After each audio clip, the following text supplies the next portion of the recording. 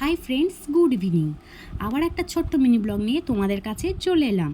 তোমরা সবাই কেমন আছো? আমি মোটামুটি ভালো আছি, কারণ আজকে আমার মেয়ের নাচের পরীক্ষা ছিল।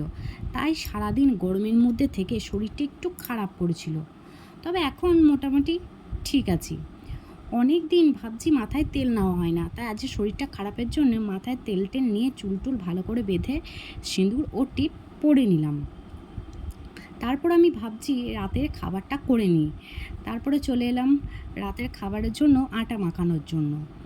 তো আটা নিয়ে চলে গেলাম, আটা টাকিয়ে নিয়ে রুটিটা করে নেওয়ার জন্য, রুটি করার জন্য তৈরি করলাম। আমার মেয়ে আসার আগে আমাকে তাড়াতাড়ি রুটিগুলো বানিয়ে নিতে হবে, তাই জন্য তাড়াতাড়ি চটপট করে রুটিগুলো করে নিলাম। রুটি করার পরে আমার মেয়ের জল গরমটাও আমি করে নেব। জল গরমটাও করে নেওয়ার পরে দেখছি সন্ধে হয়ে গেছে, মা সন্ধে দিয়ে দিচ্ছে। আমাদের বাড়ির ঠাকুরগুলোকে আর গোপাল সোনাকে তোমাদের একবার দেখিয়ে দিলাম।